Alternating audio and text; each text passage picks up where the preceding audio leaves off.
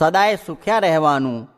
સ્વામિનારાયણ હરે સંવત 1883ના ભાદરવાવદી 9મીને દિવસ સ્વામી શ્રી સહજાનંદજી મહારાજ શ્રી ગઢડા મધ્યે દાદા ખાચરના દરબારમાં ઉગમણે દ્વાર ઓરડાની ઓસરીએ ઢોલિયા ઉપર ગાદી તકિયા નંખાવીને વિરાજમાન હતા અને સર્વ શ્વેત વસ્ત્ર ધારણ કર્યા હતા ને કંઠને વિશે મોગરાના પુષ્પના હાર વિરાજમાન હતા ને પાગને વિશે મોગરાના પુષ્પના તોરા વિરાજમાન હતા ને પોતાના મુખારવિંદની આગળ મુનિ તથા દેશ દેશના હરિભક્તની સભા ભરાઈને બેઠી હતી.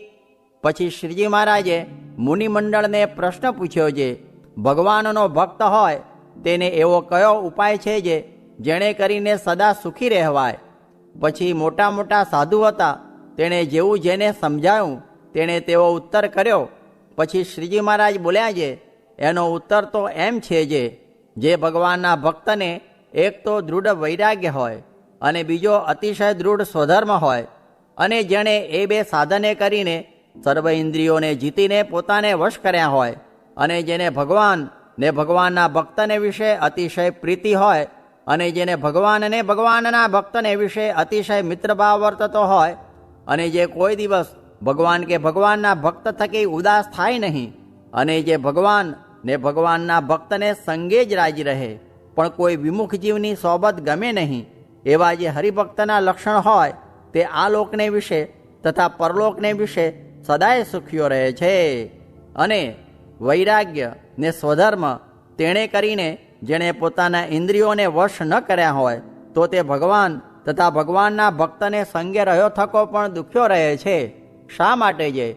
જેણે પોતાના ઇન્દ્રિયો ન જીત્યા હોય તેને કોઈ ઠેકાણે સુખ થાય નહીં અને ભગવાનની ભક્તિ કરતો હોય તો પણ જ્યારે ઇન્દ્રિયો વિષયમાં તણાઈ જાય ત્યારે તે હરિભક્તના હૃદયમાં અતિ દુઃખ થાય છે.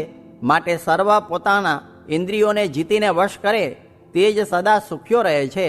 અને જેણે સર્વ ઇન્દ્રિયોને જીતીને વશ કર્યા હોય તેને જ વૈરાગ્યવાન ને ધર્મવાળો જાણવો, પણ જેના ઇન્દ્રિયો વશ ન થયા હોય તેને વૈરાગ્યવાન ને ધર્મવાળો ન જાણવો. અને જે વૈરાગ્યવાન ને ધર્મવાળો હોય તેને તો સર્વ ઇન્દ્રિયો નિયમમાં હોય અને તે સદાય સુખ્યો હોય. પછી મુક્તાનંદ સ્વામીએ પૂછ્યું છે, હે મહારાજ, ભગવાનનો ભક્ત હોય તેને ભગવાનની ભક્તિમાં કયું અતિશય મોટું વિઘ્ન છે?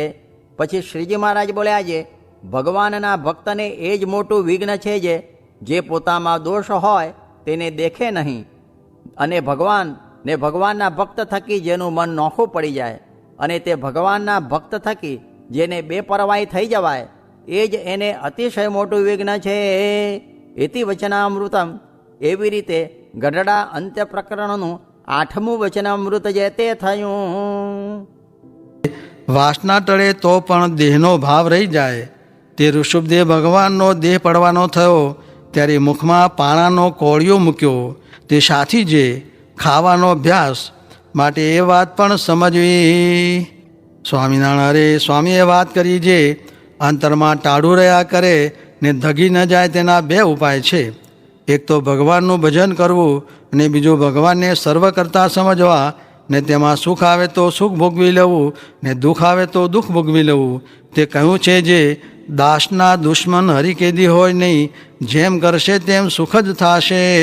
સ્વામિનારાયણ સ્વામીએ વાત કરી જે નિરંતર માળા ફેરવે તે કરતાં પણ સમજણ અધિક છે, માટે મુખ્ય એ વાત રાખવી. સ્વામિનારાયણ સ્વામીએ વાત કરી જે જ્ઞાનીને ભગવાને પોતાનો આત્મા કહ્યો છે. તે ઉદ્ધવ જ્ઞાની ને પ્રેમીનું ભગવાન રાખે તો ખરા, પણ જ્ઞાન વિના અધૂરું. ને સચ્ચિદાનંદ સ્વામીને તરસ લાગી તેથી મહારાજને તરસ છીપે નહીં. પછી સચ્ચિદાનંદ સ્વામીને પાણી પાયું ત્યારે મહારાજને તરસ છીપી. તો પણ મહારાજનો મત નિજાત્માનમ બ્રહ્મરૂપમ માનવું એમ છે. સ્વામિનારાયણ હરે સ્વામીએ વાત કરી જે ઉપશમ કરવા બેસવું તે વખતે ભગવાનની મૂર્તિ વિના બધું વિસારી દેવું. સ્વામિનારાયણ હરે સ્વામીએ વાત કરી જે બુરાનપુરમાં ડોશીઓ પાસે 2 મહિના મેં વાતો કરી હતી પણ મન જવા દીધું નથી. કેમ જે મન આપણું નથી, માટે તેનાથી જુદા રહેવું. સ્વામિનારાયણ હરે સ્વામીએ વાત કરી જે ગ્રહસ્થને શોભા તે ત્યાગીને દૂષણ ને ત્યાગીને શોભા તે ગ્રહસ્થને કલંક રૂપ છે. તેમજ સદવા વિધવાનું પણ સમજવું. સ્વામિનારાયણ હરે સ્વામીએ વાત કરી છે. સંવત 1919ના ભાદરવા સુધી પૂનમને દિવસે વંડાની વાડીમાં એક હરિભક્તે સ્વામીને કહ્યું છે, પૂછવું છે. ત્યારે સ્વામી ઉઠીને ઓરડીમાં આવ્યા. ત્યાં પૂછ્યું છે, તમને પૂછીએ તેનું સમાધાન કરી આપો છો, પણ વળી એમ થાય છે જે કેમ થશે તે દુઃખ રહે છે, માટે જેમ સુખ થાય તેમ ઠરાવ કરી આપો.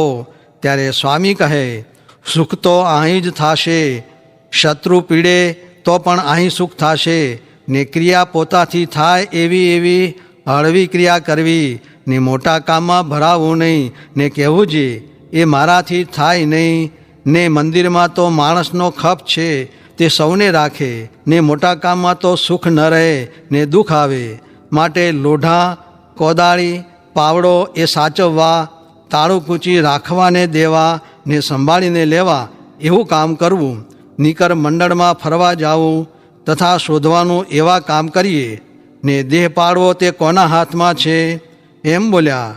ત્યારે કહ્યું છે એ તો તમારા હાથમાં છે. પોતે કહે એ તો ભગવાનના હાથમાં છે. ફરી પૂછું છે, આવા રૂડા દેશકાળમાં માયથી ને બહારથી ધક્કા લાગે છે, ત્યારે પછવાડે સત્સંગ કેમ રહેશે? સ્વામી કહે, દેશકાળે કરીને કાંઈ સત્સંગ જાતો નહીં રહે. વળી પૂછું છે, કોઈ ઇન્દ્રિય તો નિયમમાં નથી થઈ, એટલે મૂંઝવણ આવે ત્યારે મુવા સુધી મનસુબા થાય છે. તમે બેઠા મૂંઝવણ આવે તે ટાળો છો, પણ પછવાડે કોનાથી ટળશે તે નિર્ધાર કરી આપો. જેમ શ્રી કૃષ્ણે ઉદ્ધવને કરી આપ્યો હતો તેમ કરી આપો. મને તો કાંઈ સૂઝતું નથી, પણ પછવાડે એમ ન થાય જે આ વાત પૂછવી રહી ગઈ તેવું પણ કહો. ત્યારે સ્વામી બોલ્યા છે, ઇન્દ્રિયો અંતઃકરણનું તો કાળે કરીને સમાધાન થાય. મૂંઝવણ તો એવી જ છે, તે ધીરે ધીરે સારું થશે. પછવાડે મૂંઝવણ ટાળે એવા ઘણા છે, પૂછવાનું બતાવે એવા પણ પછવાડે છે. ફરી પૂછવું છે, ત્યાગી ગૃહીમાં જીવ કોની સાથે બાંધવો?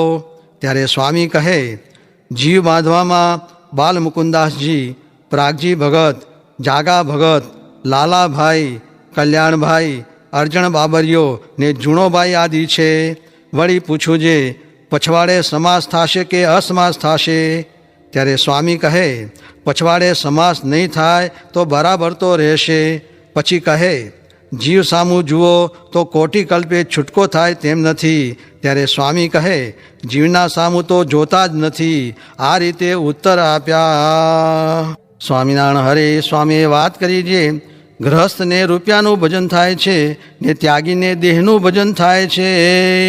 સ્વામિનારાયણ હરે સ્વામીએ વાત કરી છે, એકવાર વરસાદ બહુ ભારે થયો, તે હરણિયા આકડા થઈને દોડ્યા, તે બાંટવામાં પેસી ગયા. હવે એ ત્યાંથી નીકળનારા છે.